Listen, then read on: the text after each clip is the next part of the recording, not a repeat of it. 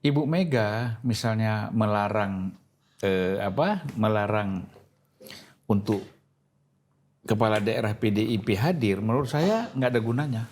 Jadi seolah-olah ini ada langsung oposisi antara PDIP, Ibu Mega dengan Prabowo. Nah, apa urusannya saya dilarang oleh satu partai, kecuali semua partai ini memang melarang saya. Kalau kamu memang mau maju sendiri, mengklaim kader murni sendiri, jangan ajak partai lain dong. Bergabung ketika pencalonan. Pernyataan Asto ini aneh banget. Saya tahu betul dalam proses ini leading itu PDIP. Kalau ngarang itu 1000 video bisa, namanya ngarang. Kamu inilah, nggak usah heran, namanya ngarang. Fir'aun itu kalau kejepit duduk ke sana sini.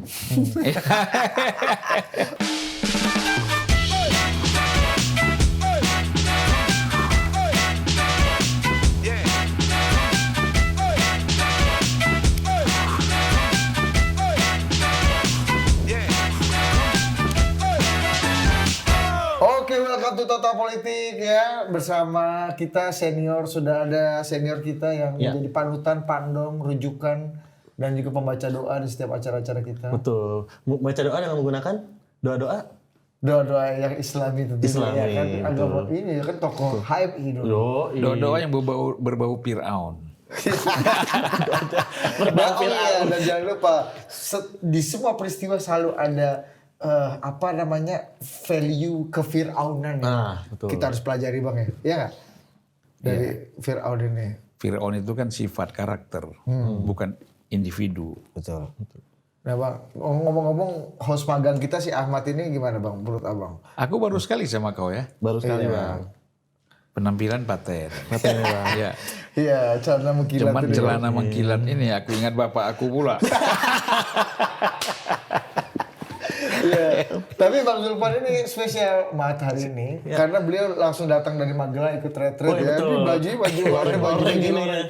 tentara Hugo Boss kan. Iya. Iya. Baju cadangan. Bang, ini gimana Bang? Terakhir kita Hasto udah ditetapkan tersangka, pra peradilan ditolak, ya kan? Kemudian perlawanan berlanjut sampai sekarang.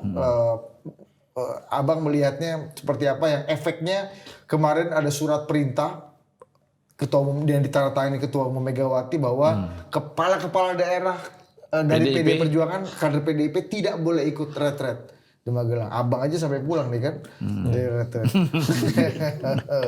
Gimana? Abang overview abang dulu lah melihat situasi terkini. Ya sebenarnya kan hal biasa ya. Retret ini kan hal biasa. Tidak mengikat.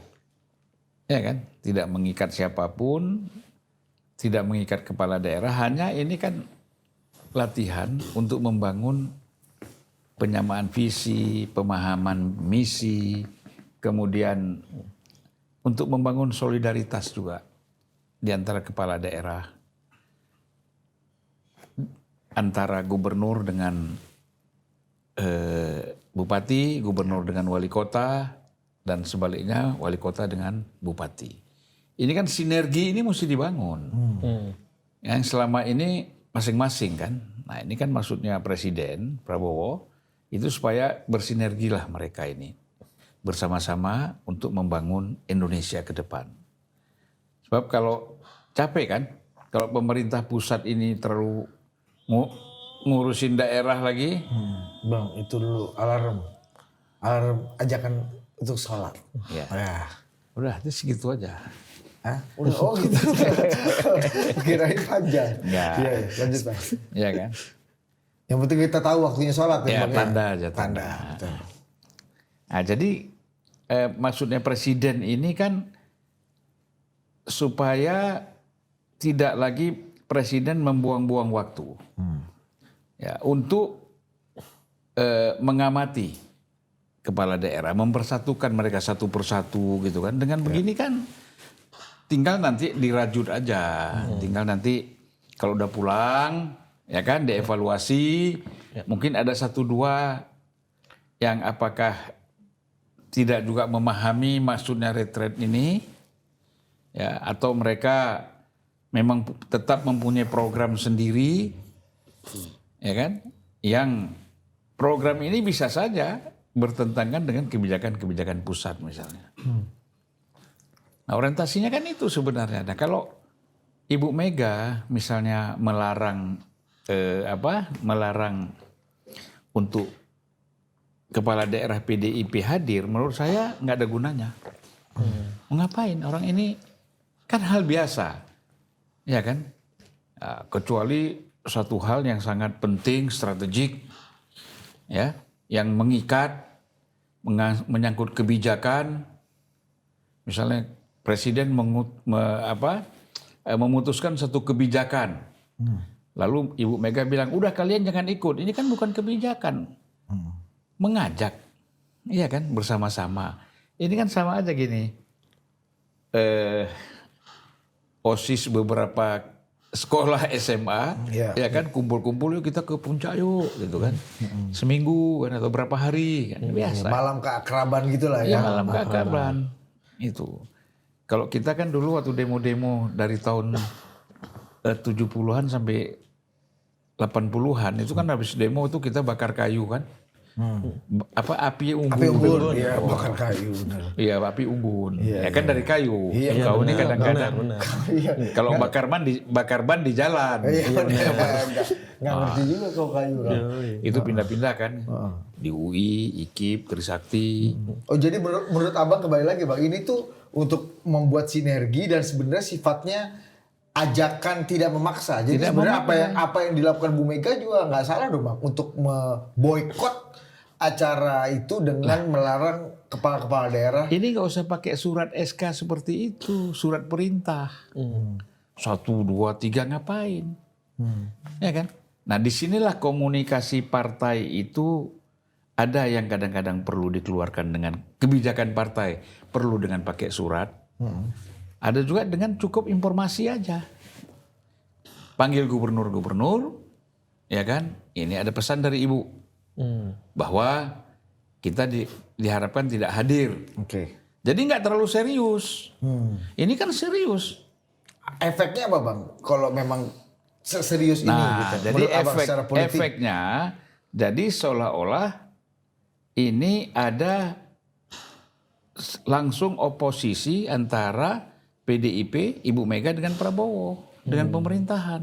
Bukan lagi dengan Pak Jokowi. Kan sebelumnya kan dianggap dengan Pak Jokowi keras, dengan Pak Prabowo lebih soft. soft, friendly. Ya kan ini begini, ini kan sebenarnya kaget orang ketika pidato di Gerindra, Prabowo kan mengatakan teriak berapa kali itu hidup Jokowi.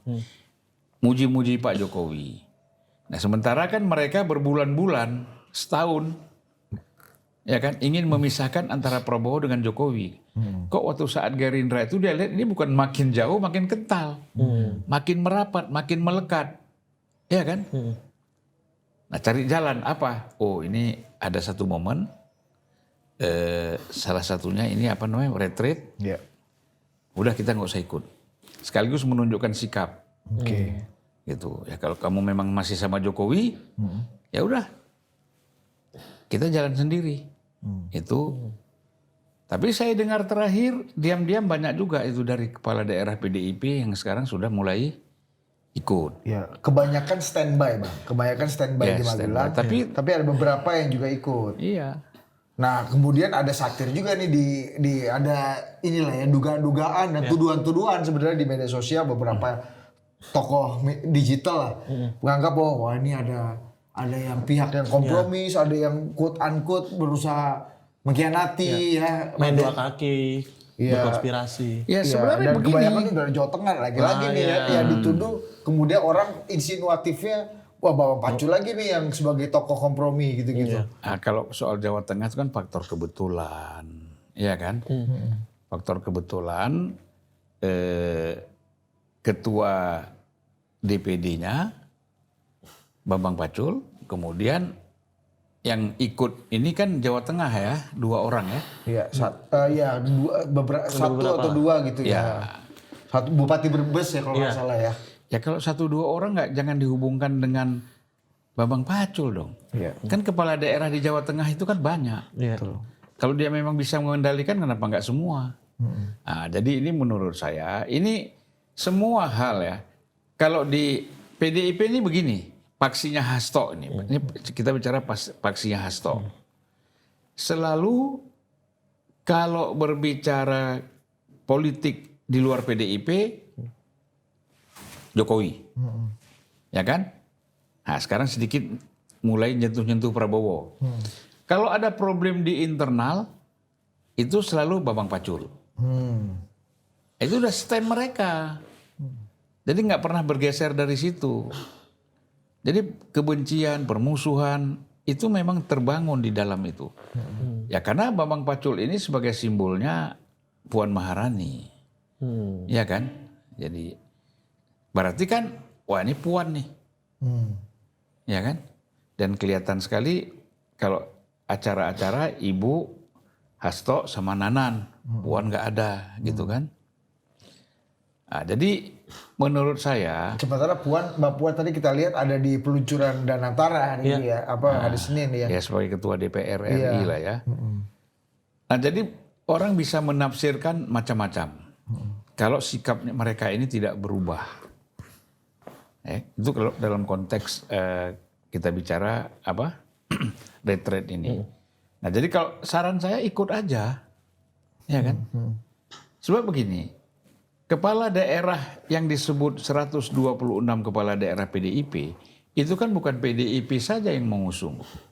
Ya, betul. Kan banyak partai-partai lain gabungan juga mengusung dia.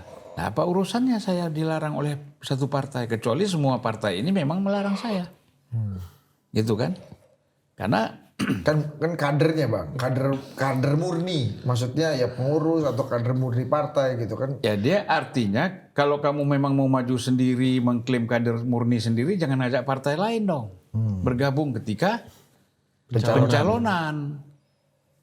Jadi begitu pencalonan mengajak partai lain, ya kan? Dalam situasi ini dia nggak peduli sama partai lain.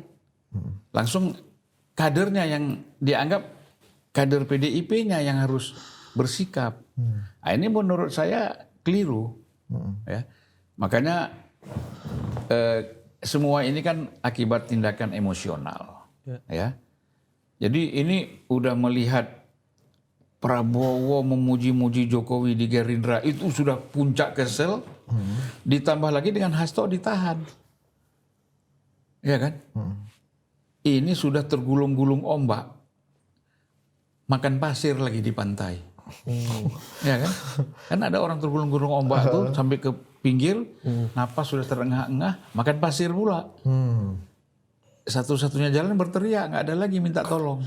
Nah, ini kira-kira begitulah.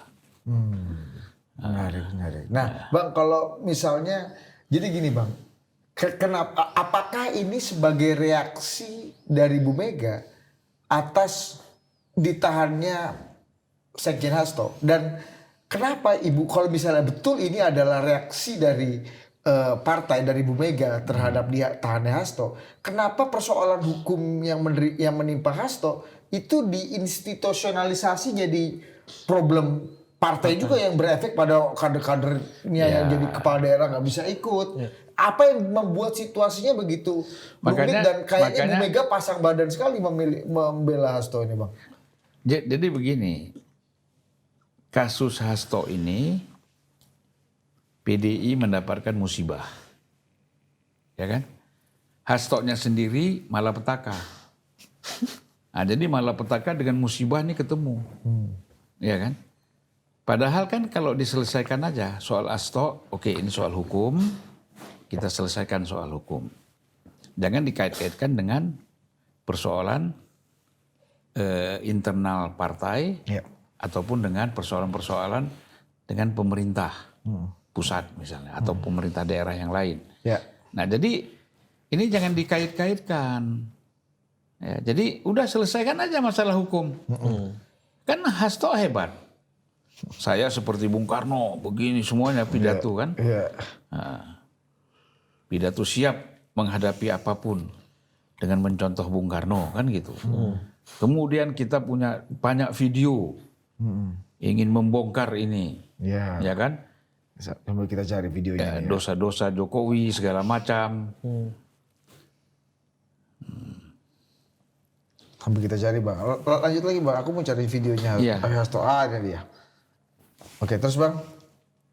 Lah iya, jadi semangat itu buktikan dong.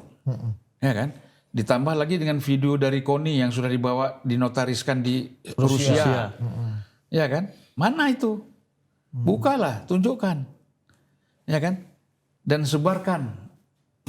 Kita mau dengar juga. Nah, satu udah dibikin nih Bang. Tunggu dulu sebelum ke videonya Hasto ya.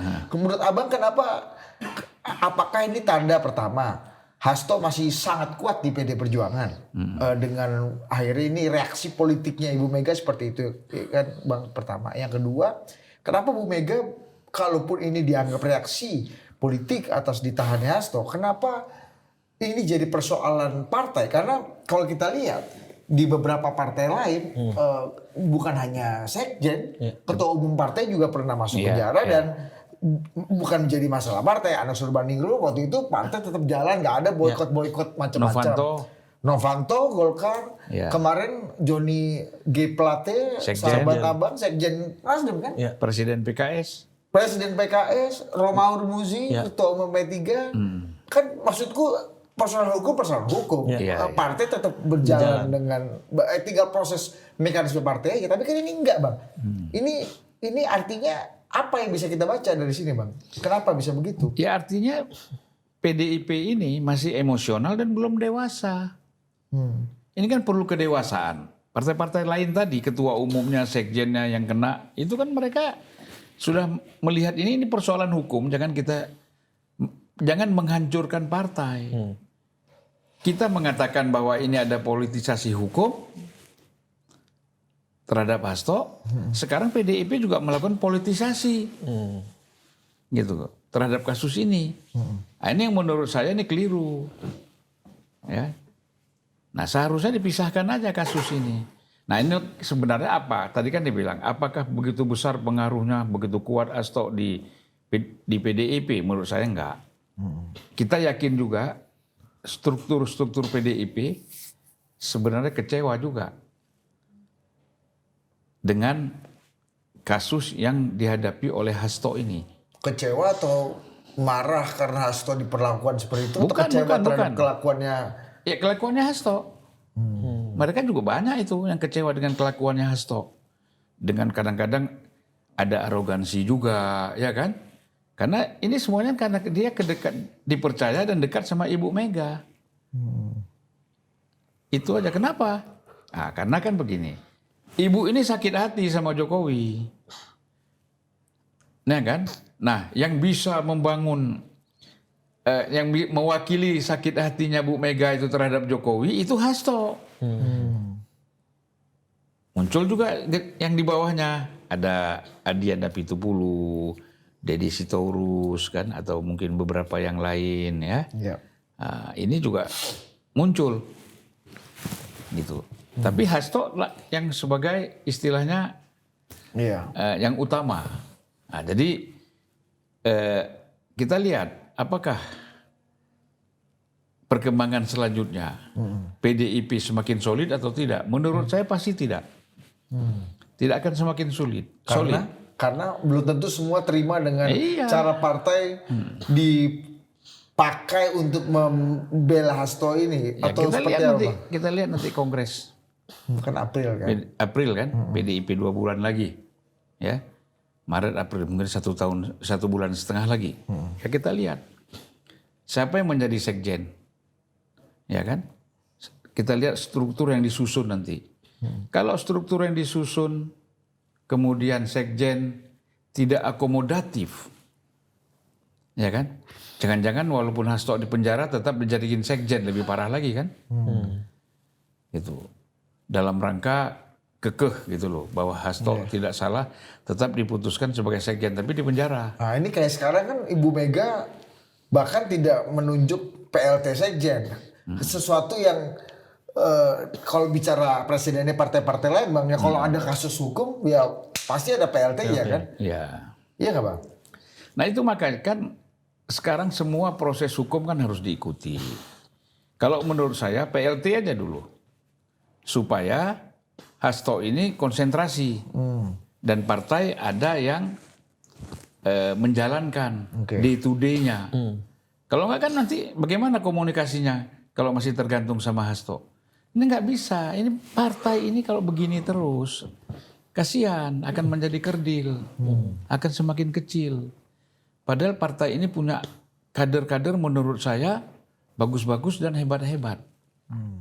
Ya kan?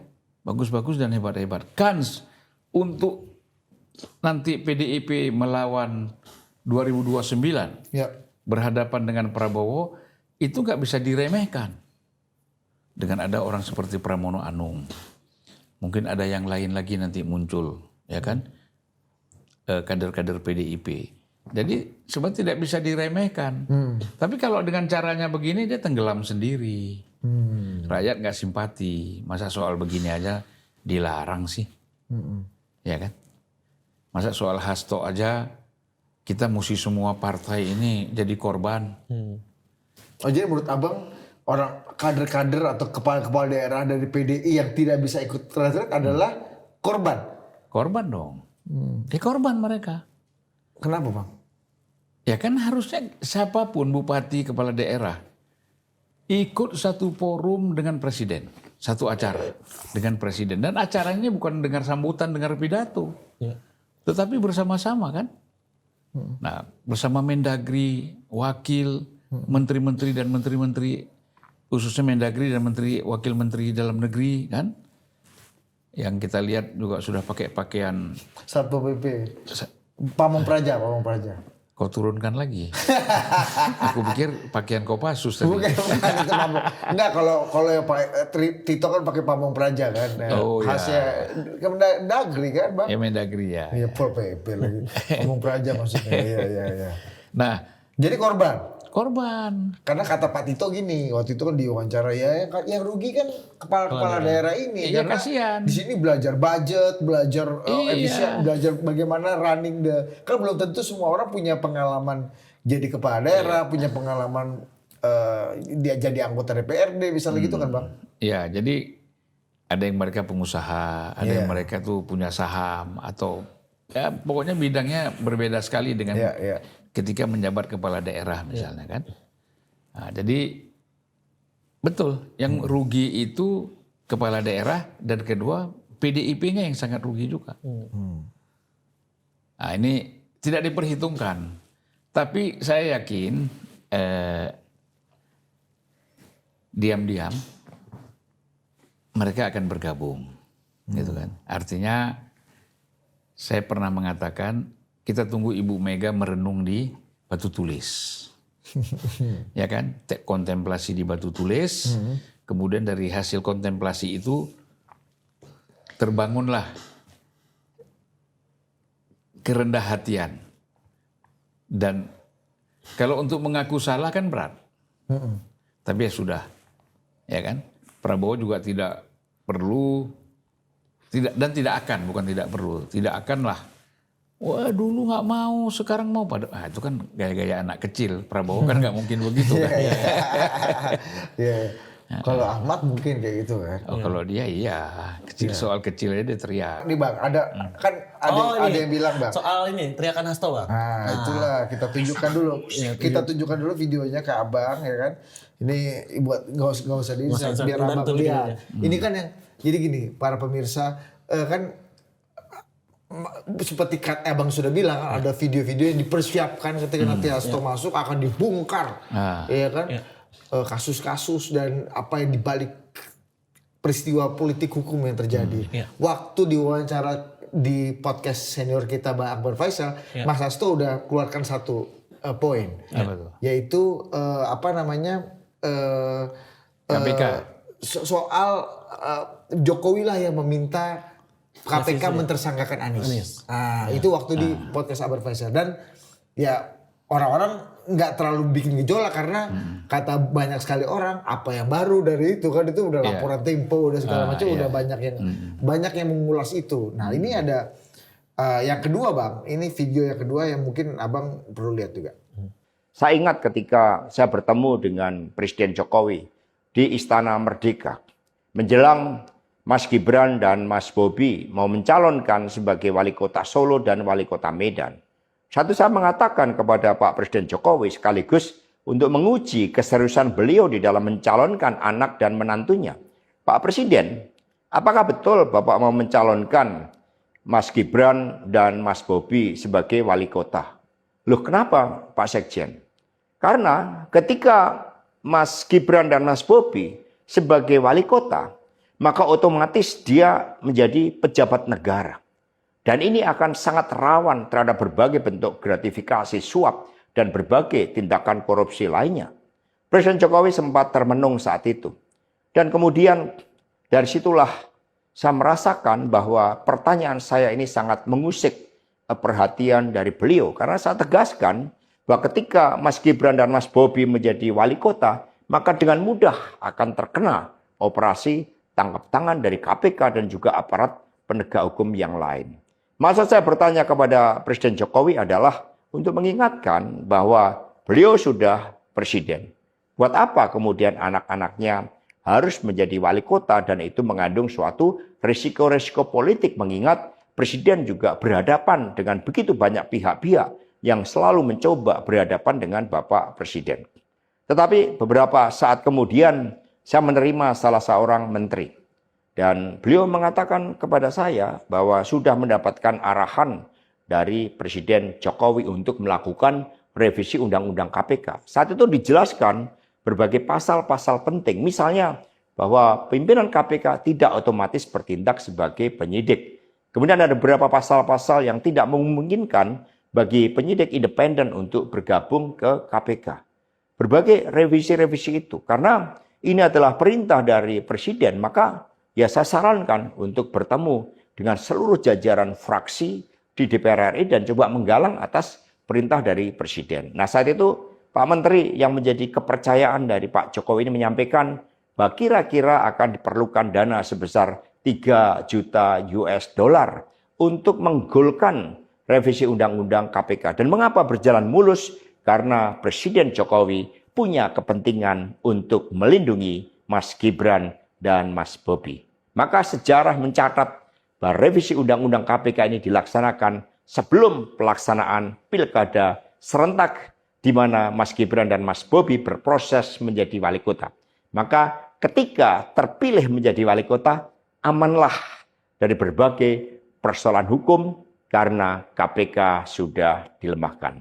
Jadi dari keterangan saya, yang saya pertanggungjawabkan secara hukum, secara politik, yang saya pertanggungjawabkan di atas Tuhan yang Maha Kuasa tentang kebenaran pernyataan saya ini, meskipun tanpa bukti, rakyat Indonesia bisa mengetahui bahwa pelemahan KPK dilakukan oleh Presiden Jokowi. Nah, oke Bang, itu tadi kita sudah dengar ada sumpah demi Tuhannya dan menunjukkan biaya operasi politiknya berapa Pak tadi Pak? 3 juta US dollar. Bang. Ini yang mana? Yang waktu Firly terpilih? 2019, ya ini revisi Undang-Undang KPK yang kemudian setelah revisi ini terbentuklah KPK baru yang dipimpin oleh Firly Bahuri. Abang kan waktu itu Komisi 3. Gini. Abang nih menerima aja yang 3 juta dolar ini sebagai anggota DPR. Komisi 3 Bos. Iya Bang ya, Abang waktu itu. Kau dengar dulu. Iya. Kasih dulu Iya kan? komentar Bang. Jadi video yang menggelegar katanya, bahaya. Jadi saya itu anggota Komisi 6. Nah, Ya kan? BUMN dong. BUMN. Paten juga Bang. Tiba-tiba saya diminta masuk ke Komisi 3. Iya kan? Ya. Oke, saya pindah ke Komisi 3. Nah, waktu saya masuk ke Komisi 3, ini proses sudah berjalan nih. Sudah mau sampai di ujung. Ya. Nah, tapi beberapa yang fit and proper test saya ikut. Oke. Ya kan? Karena kawan kita juga kan ketua panselnya itu kan Hendardi. Bukan. Hendardi mah Hendardi anggota pansel. Ketua panselnya tuh Harkrisnawo, Profesor Prof Tuti. Ya, tapi si Hendardi kan anggota. Nah, jadi ini pernyataan Hasto ini aneh banget. Saya tahu betul dalam proses ini leading itu PDIP. Yang leading itu di dalam proses menggolkan Firly, proses revisi Undang-Undang KPK, menterinya dari PDIP, Dan yang leading itu PDIP. Menteri di PDIP maksudnya Menkumham, Menkumham kan. Profesor Lauli. Ya kan Lauli yang datang ke DPR. Dan mereka happy semua kan. Jadi apa yang salah? Jokowi kata ini adalah Jokowi yang karena ini adalah revisi undang-undang KPK adalah instrumen memperlemah KPK dan itu perintah dari Jokowi. Sabar Bang. Itu kan Hasto. Buktinya kan yang namanya Loli sebagai orang yang langsung bertanggung jawab, kita belum dengar komentarnya. Bener nggak dia ada Hasto ngapain? Nggak ada hubungannya Hasto ini dengan Sekjen partai kan, Pak? Sekjen Bang. Iya sekjen, tapi kan ini menteri. Yang membawa ini kan ke DPR bukan sekjen. Yang membawa ini rancangan ini kan Menteri. Ya. Gitu loh. Kalau saya nggak salah, yang ini semula menjadi inisiatif pemerintah, berubah di tengah jalan menjadi inisiatif DPR. Betul. Iya. Ini Ya masih kan? ingat nih anggota Komisi 3-nya masih canggih-canggih bos. Ada Masinton Pasaribu, ada Fahri Hamzah waktu itu Bang ya. Ya Masih. tapi Pak Hari jarang datang lah. Iya tapi kan ini revisi ini kan Fahri kan ada juga di Komisi 3 itu rame-rame itu Bang. Vokal Jadi juga itu waktu itu. Jadi kalau saya lihat yang leading betul memimpin semua ini kan PDIP. Tapi ini menurut pengakuan beliau ini operasinya $3 juta. Kita nggak lihat uangnya itu dari mana. Abang Komisi 3 waktu itu kan? Pas Saya lagi revisi undang-undang istilahnya KPK. kita ini ada apa ya? BKO. BKU. BKU biasa tuh kita nggak lihat apa-apa. Oh gitu. Apalagi di ujung ketika fit and proper test, kemudian menetapkan siapa yang kita pilih. Tentu. Nah ini dalam rapat kecil pun PDIP yang leading. Jadi kok sekarang, jadi gini lah ya. Oke, sebagai presiden, katakanlah ada instruksi kita bayangkanlah seperti itu kepada menteri. Menteri sampaikan ini ke DPR. Ya. Kalau memang pada saat itu di PDIP nggak setuju seperti cerita Hasto, ya jangan terlibat dong, jangan lead di dalam case ini. Nah, jadi jangan ketika sudah ada kasus gini cuci tangan, ya kan? Seolah-olah kita tidak ikut. Ya nggak bisa, gimana tidak ikut? Saya kan ada di situ. Iya kan? Nah itu bantahannya. Oh kalau pakai demi Tuhan demi apa boleh aja. Orang kan gampang aja. Lisannya demi Tuhan hatinya menolak. Iya kan? Gimana Mat? Nah, tapi Bang maksudnya dengan dendangan Hasto ini ya Pak, iya Bang, yang menuduh Pak Jokowi sedemikian besarnya lah. Akhirnya ini tuduhan yang nggak main-main lah Bang. $3 juta untuk meluruskan operasi revisi UU KPK ini. Kira-kira Bang Zulfan, menurut bacaan Abang, pada akhirnya nanti PDIP ini di dinamika politik saat ini posisinya akan seperti apa Bang? Sekarang kan begini, $3 juta itu uangnya dari mana? Ya. Masuknya kepada siapa? Dipaginya kepada siapa? Kalau tuduhan dari mana? Kalau tuduhan-tuduhan aja apalagi udah dalam penjara kita ini. Hayalan kita kemana-mana kan? Iya. Kita dalam sel, kondisi sempit. Nah, kan? Akhirnya pikiran, Kira video dibikin sebelum masuk penjara Bang. oh itu suruh masuk penjara. Iyalah maksudnya di penjara pakai rapi banget, paten banget kan. Nah, Iya ini yang mungkin dibilang waktu itu oleh ya Koni. tapi kan artinya sudah mencapai puncaknya kebencian kepada Jokowi kan? Tapi masuk akal nggak Bang? Apa informasinya Hasto ini masuk akal? Nggak masuk akal. Nggak masuk akal sama sekali. Pak ini untuk melindungi dua anaknya yang tidak lama lagi akan jadi kepala daerah. Ya, makanya dipreteli dulu nggak ada undang-undangnya, dilemahkan. hubungannya. Ini kan sekarang semua mau dikait-kaitkan. Ini Koni sama Hasto ini setali tiga uang. Kaitkan sana, kaitkan sini. Jago mengkait-kaitkan ini. Iya kan? Apa hubungannya kita revisi undang-undang dengan apa penggantian KPK itu memang harus diganti. Masa waktunya sudah selesai. Iya kan? Kalau revisi undang-undang pemilu masuk akal Bang. Tapi ini kan revisi undang-undang KPK yang dituduh Hasto. Lah mau ngapain? Iya kan? Toh kalau justru menurut saya lebih serem lagi. Revisi ini lebih dahsyat lagi sebenarnya. Kita memang mengatakan dulu, masa KPK nggak ada SP3? Gila lo, orang pasti bersalah kan nggak bisa. Hasto sendiri ini kan sekarang senang nih ada SP3 KPK. Masih ada peluang untuk kalau nggak lo seumur hidup lo di penjara. Nggak seumur hidup juga dong, Ya Bang. artinya lama di penjara.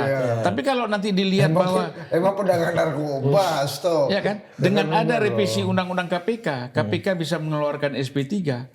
Ya di pengadilan nanti kan ternyata dia tidak bersalah. Atau dalam penyidikan selanjutnya dia tidak bersalah. Ada SP3. Kalau nggak ada SP3 pakai apa? Mau membebaskan Hasto dari penjara. Ya kan, dari tersangka. Kan nggak ada. Bang, tapi ini kan salah satu video yang mungkin ya, yang sempat digadang-gadang akan dikeluarkan nanti sebagai senjata untuk membuka. Bisa. Kalau ngarang itu 1000 video bisa. Namanya ngarang. Kamu inilah. Nggak usah heran. Namanya ngarang. Bang, tapi ini untuk kategori video bongkar-bongkar aib itu, ini video yang cukup menggelegar ya, Bang, informasinya, Bang? Enggak lah. Orang ketawa aja. Iya kan? Kenapa, Bang?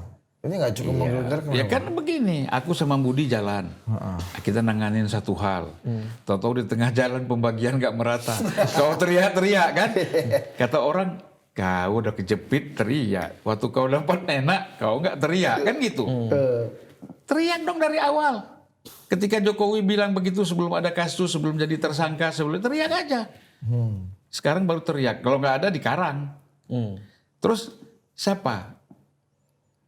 Dia tahu juga model Jokowi nggak bakal bantah-bantah seperti ini. Ya kan didiemin aja sama Jokowi. Ada bantah-bantahan juga lucu. Bagi Jokowi udah cerita aja lah, kau suka hati kau.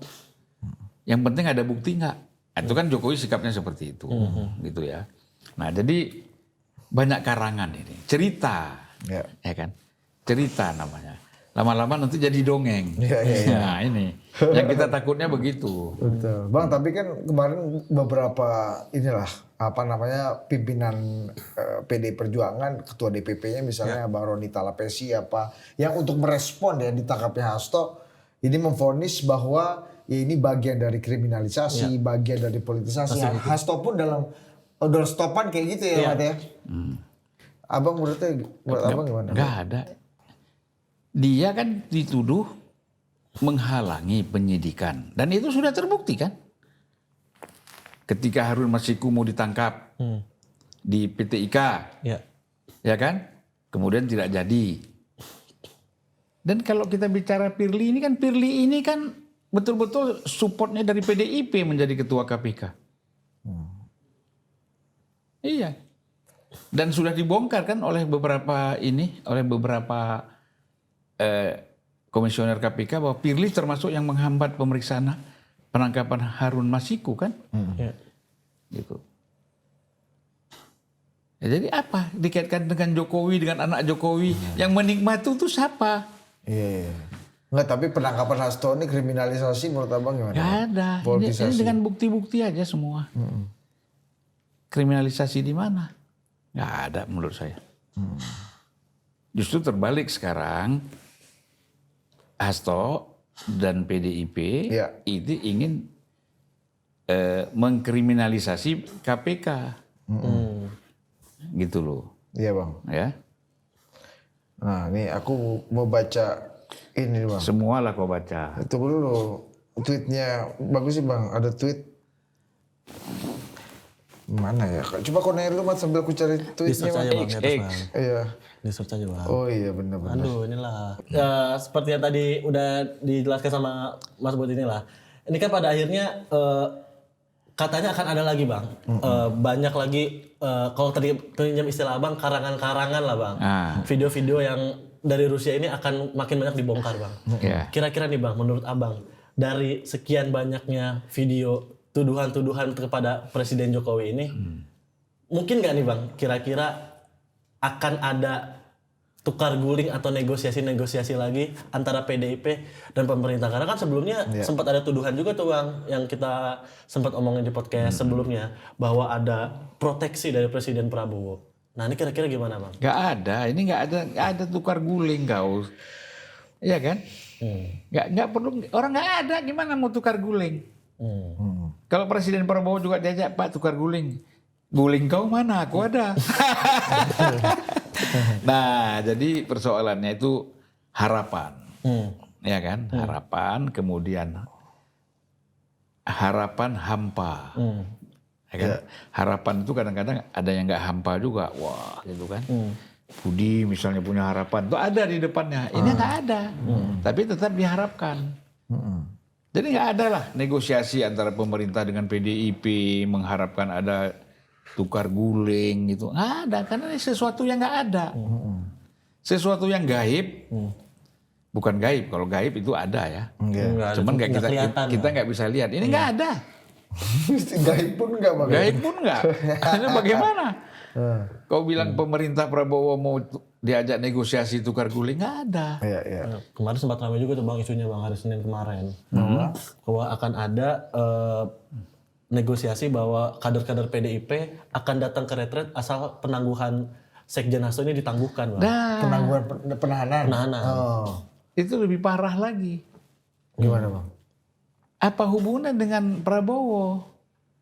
Ini kan mereka seolah-olah menganggap Prabowo bisa dikendalikan oleh Prabowo bisa mengendalikan KPK. Intervensi segala macam. Ya kan itu lebih jauh lagi, lebih ngawur lagi. Karena mengkonfirmasi ada politik hukum ini dipolitisasi. Itu sebenarnya politisasi hukum ini, Bang. Iya, kalau bisa ada trade off gitu kan, Bang, itu kan tukar guling dong. Tukar guling itu maunya PDIP kan. Tapi kan maunya Hasto. Hasto menganggap dirinya dipolitisasi, kena politisasi hukum. Kita kan udah pernah bilang di sini Hasto jadi tersangka tamat. Tapi kenapa nggak tamat, Bang? Nah, ini yang bikin pertanyaan gue. Kenapa barang ini nggak tamat menurut Abang? Ya kalau dia kan udah tamat. Wah, betul berarti. Yang muncul ini kan cerita-cerita lama. Nggak, apa yang bikin, kalau menurut udah hampir seminggu lah ya. Ini karena kan begini, isu yang diangkat adalah Jokowi. Dan kebetulan memang masih ada banyak juga orang, katakanlah yang senang sama Jokowi 70%, 30%, itu tidak suka kepada Jokowi. Nah, itu dimanfaatkan oleh Hasto. Dan kebetulan di kelompok ini ada yang bersinergi dengan Hasto. Menjadikan Jokowi sebagai musuh bersama. Itu aja yang berteriak-teriak sebenarnya. Iya kan? Nah, Hasto udah di penjara, yang berteriak-berteriak ini masih bisa gitu loh. Dan itu memang digerakkan sama Mas Hasto atau memang solidaritas atau memang ini keinginan Presiden Megawati? Ini kan misalnya yang namanya Hasto jalan sendiri, kemudian Rocky Gerung, Refli Harun, siapa lagi, Ray Rangkuti. Enggak, yang dari partai lah, Bang. Misalnya yang dari partai kan juga tetap campaign dan ini kan, Bang. Bang Adian orasi banyak lebar. Tinggal Adian sendiri sama Deddy Sitorus, yang lain kan banyak. Siapa? Ada banyak lah, DPP Bang Komar Watubun juga tadi juga sempat. Ya kalau dia kan ini aja. Dewan Kehormatan. Ini ada tweet gini, Bang, bagus nih dari Mazini. Abang mungkin bisa tanggapi. Nih dari Mazini _GSP. Hasto jadi biang kerok munculnya pembelaan berbentuk instruksi partai. Sikap PDIP sekarang malah bertentangan dengan amanat Undang-Undang Nomor 23 Tahun 2014 tentang pemerintah daerah. Di bab 15 Undang-Undang Pemda ini mewajibkan kepala daerah ikut pembinaan dari pusat. Dulu acara 2 kali di Lemhanas 1 bulan, di Kemendagri 2 minggu, sekarang jadi 7 hari retreat di Magelang. Di 403 kepala daerah menginapnya di tenda, bukan di hotel berbintang kayak sebelumnya. Meskipun tendanya juga kayak hotel berbintang, ya bagus sih. Ada AC lah. Iya, bagus. Padahal yang terpenting bagi kepala daerah terpilih bukan soal di Magelang, tapi bentuknya tapi materi pelayanan publik, kepegawaian, keuangan daerah, pembangunan dan lain-lain. Menurut Abang gimana? Ini Bang. Hasto jadi biang kerok munculnya pembelaan berbentuk instruksi partai. Ini presiden baru nih dalam persoalan politik seperti hukum yang kita katakan tadi. Hasto ini bukan sekedar sekjen bagi Ibu Mega. Tetapi dia bisa menjadi simbol perlawanan. Kapan itu menjadi simbol perlawanan? Ketika Mega sama Jokowi lagi bentrok. Iya kan? Muncullah Hasto ini. Wah, Bu, ini begini-begini. Hasto kan jago itu. Iya kan? Ibu, oke, jalan aja. Diambillah peran itu, namanya sekjen. Dikasih peran sama ketua umum kan, dia jalan aja. Ya. Nah, ibu ketua umum pun sur. Ya kan, ada orang yang mau pasang badan seperti ini. Yang lain mau juga, tapi setengah-setengah. Ya kan? Kalau kita dengar bicara kedekatan yang sering dulu ketemu sama Pak Jokowi kan Adian. Kalau dia cerita kan, sering dipanggil sama Pak Jokowi, ngobrol kan. Ya kalau Hasto mungkin nggak dipanggil, minta ketemu kan. Jadi Adian lebih dekat. Kita nggak pernah dengar Hasto itu ketemu atau dipanggil sama Pak Jokowi. Ya mungkin karena khawatir ini kan formal kalau sekjen partai. Ya, jadi gitu. Nah, jadi kalau kita lihat di situ apa ya? Ini hal yang mengganggu. Nggak perlu gitu loh. Nggak perlu.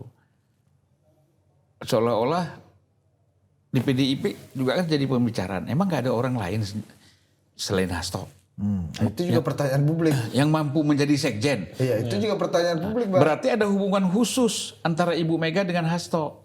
Atau Bu Mega merasa Artinya apa? Kepercayaan Ibu Mega kepada Hasto ini sudah luar biasa. Tanpa reserve lagi. Padahal ada mantan gubernur Sulawesi Utara itu siapa? Oli itu juga. ada Said Abdullah, Itu kan kemampuannya luar biasa. ada Ibu Puan Maharani, Ada lain-lain. ada Pramono Anung. Ya. Iya kan? Pram udah pernah jadi sekjen lah. Iya kan, Hasto aja bisa sekjen 2 kali. Ya kalau balik lagi kan nggak enak. Oh gitu, Bang. Nah. Jadi menurut Abang, Hasto ini masih akan panjang nafasnya di PD Perjuangan atau nanti kita kan apa yang bikin menjadi gini, Bang? Apa yang bisa menjadi game changer di internal PDI sendiri, Bang? Ya kan Hasto masuk penjara sendiri tidak mengubah apa-apa. Perlawanannya tetap bahkan lebih kencang. Posisi sekjen juga masih di tangan Hasto. DPP mungkin terlihatnya masih cukup solid meskipun kata Abang tadi faksi dan juga friksinya makin kental. Ini bara dalam sekam. Ya kan belum muncul aja. Kita lihat di Kongres nanti. Ya kan kita lihat di Kongres nanti antara dua. Kalau salah manage PDIP ini terpecah-pecah, berantakan. Tetapi kalau memang bisa mengkonsolidasi dengan baik, ya kan, hal-hal yang memang mengganggu soliditas PDIP itu bisa terbangun. Karena orang udah capek juga.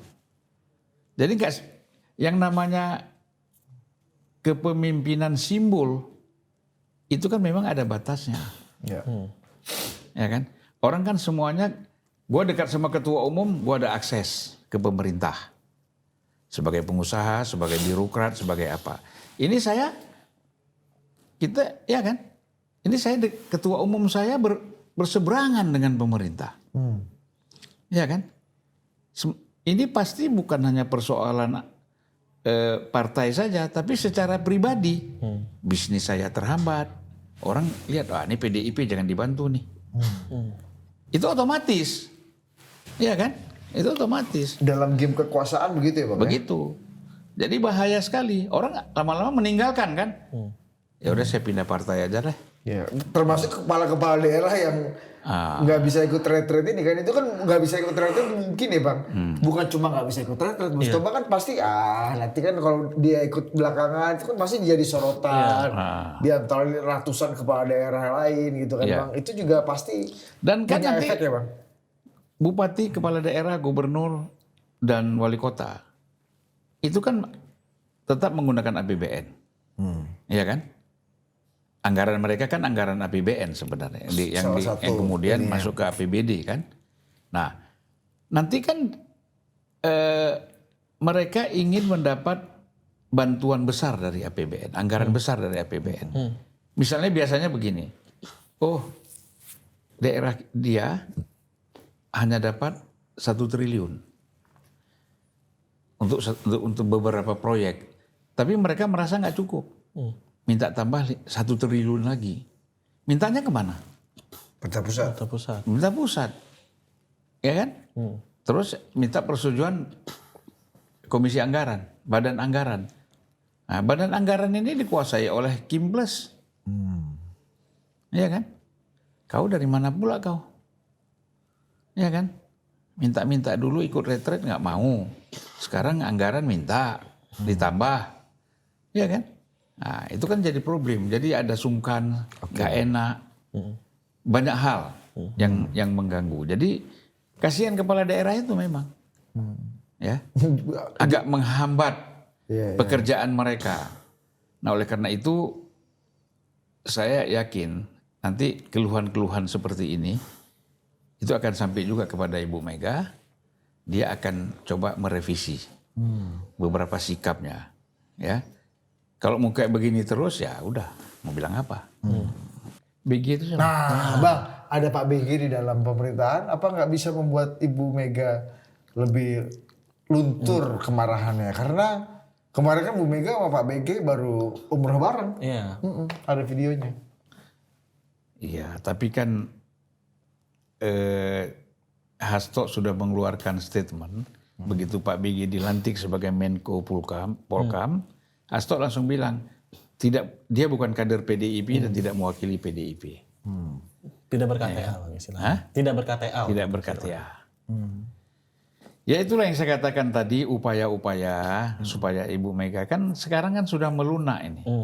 Dibiarkan aja yang mau ikut retret ini, dibiarkan aja. Tidak ada lagi diancam-ancaman, sudah nggak ada lagi, berjalan aja. Nah, jadi mungkin Pak BG ini bisa, kalau dalam perang itu ada detente ya, peredaan ketegangan. Nah, mungkin Pak BG bisa menciptakan satu peredaan ketegangan antara Ibu Mega, apakah dengan Jokowi. Mungkin ini Jokowi udah nggak ada masalah ya. Mungkin dengan Prabowo, ya kan. Jangan kebablasan juga. Ya kan, kebablasan jadi kacau nih. Ya kan, posisi dia kan di dalam, walaupun tidak merepotkan dia sih, tapi kan nggak enak, ya kan. Masa tidak bisa memberikan satu kontribusi positif dalam konteks penyamaan visi misalnya antara Ibu Mega dengan Prabowo. Dan saya kira ini pelan-pelan semuanya selesai lah. Apa sih di Indonesia ini yang nggak selesai? Iya, dan dia itu juga bagusnya tadi pertanyaan di view dari pinggir lapangan itu kan, Bang. Pak BG ini kan punya posisi kunci nih sebenarnya ketika ketegangannya dianggap makin meruncing, show of power-nya kan makin keras. Bu Mega kan show power-nya dengan nahan kadang-kadang harusnya kan Pak BG bisa menjadi jembatan yang bagus juga, Bang, untuk. Ya, ini kan sedang diupayakan. Kita tahu. Abang percaya itu? Ya kita tahu. Yang atau juga, Pak Prabowo ini, Bang, justru malah udah lu gitu makin gua gas. Enggak. Pak Prabowo nggak gitu modelnya. Dia kalau bisa bersatu ngapain kita ribut? Bolanya Pak Prabowo kan gitu. Ya, kita nggak usah ribut. Nah, misalnya gini, kita kan ingat ketika Prabowo diajak oleh Pak Jokowi untuk masuk menjadi anggota kabinet Menhan rekonsiliasi, kan Pak BG juga. Iya. Yang menjembatani. Iya. Iya kan? Artinya? Ya artinya Pak BG sudah punya pengalaman begini-gini nih, tahulah dia. Iya kan? Kepala BIN, bos. Paten memang. Waduh. Sekarang Menko Polkam. Bosnya kepala BIN. Orang jadi kepala BIN tuh kemana-mana negosiator. Iya kan? Presiden Amerika sebelum mengambil keputusan nggak ada deh dengan wakil presiden, dengar ini direktur CIA dulu apa informasinya, iya kan? Nah, kalau bohong direktur CIA-nya ya rusak, berantakan semua kan? Atau setelah jadi direktur CIA jadi wakil presiden, itu pernah? Hanya sekali. George Bush. Bukan, ya George Bush wakilnya si ini. Enggak, George Bush senior sebelum jadi wakil presiden Ronald Reagan, dia direktur CIA. Si George Bush Junior, Dick Cheney juga oh iya, direktur CIA. Betul. Oh jangan lupa. Menteri Pertahanan dulu, Secretary Defense. Enggak. Direktur CIA betul. Kau inilah. Dan satu-satunya. Kayak betul. Berani juga melawan. Satu-satunya wakil presiden yang berani datang ke kantor CIA itu Dick Cheney. Ketika dia perintahkan serang Saddam Hussein. Oh, Irak. Betul. 2003. Ya, nontonlah filmnya itu, bagus tuh soal Dick Cheney. Bagus banget. Apa namanya? Vice judulnya. Vice. Lu harus Di nonton. mana tuh nontonnya? Kayak HBO Max deh. Coba lihat Vice ya. Kalau aku Itu nggak pernah nonton, cerita soal aku nggak perlu nonton lagi karena kenyataannya aku sudah tahu. Iya, Itu kan cerita di film kan. Iya, itu yang bisa memimpin ini Bang di apa Iya. situation room ini kan dulu Cheney waktu 9/11. Ya karena satu-satunya dia. Dan George Bush takut sama Cheney ya. Ya direktur CIA bos. Yo. Tahu semua dia kerak-keraknya ya kan. Iya, dan Cheney ini loh bos pernah jadi chief of staff-nya Presiden Nixon. Oh, pokoknya top lah, paten marah gini. Coba pertanyaan pamungkas kepada Bang Zulfan, apalagi? Aun. Yo, coba kata. Bang, setelah melihat dinamika yang tadi udah mulai ruwet, mulai dari Hasto ditahan segala macam, gimana Bang? Kebijaksanaan tentang ini Bang. Ya Fir'aun ini lah Bang. Kayak gitu. Semua elit politik yang ada di Indonesia jangan gunakan cara-cara Fir'aun. Kayak gimana tuh Bang? Ya cara-cara Fir'aun itu melalui tuduhan, melalui rekayasa, ya kan? Melalui kezaliman, penindasan, penekanan. Biarlah demokrasi ini terbuka dan berjalan. Ya kan? Misalnya kemarin ada tuh anak-anak musik yang bayar-bayar polisi itu. Iya, Sukatani. Sukatani yang dari Purbalingga ya. Iya. Nah, itu kan mereka juga kabarnya sudah minta maaf. Terus ada perempuan guru Ya. yang kemudian dipecat. Ya kan? Karena dia melakukan itu. Supaya biasa aja. Ya kan? Nah, artinya kita kalau ada yang kritik seperti itu, wah, sebagai Kapolri misalnya, kalau udah begini gua harus turun tangan. Bagaimana membereskan ini? Iya.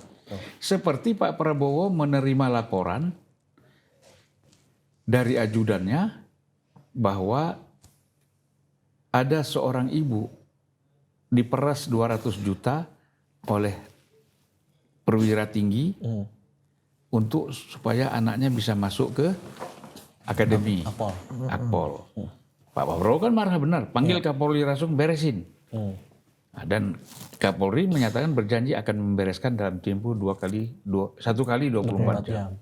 Itu kan paten kalau kayak begitu. Sebenarnya kritik lain dengan Sukatani itu kritik. Iya. Harus dilihat sebagai positif. Cuman kan karena mereka pemusik, caranya lewat musik.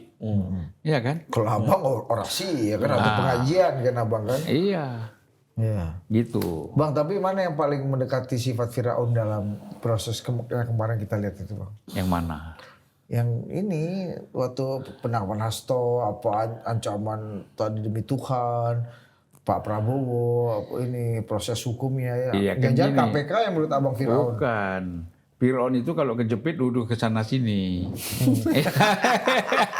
Oh gitu. Iya, jadi yang nuduh-nuduh orang itu, itu sifat-sifat Fir'aun. Oke, sampai jumpa.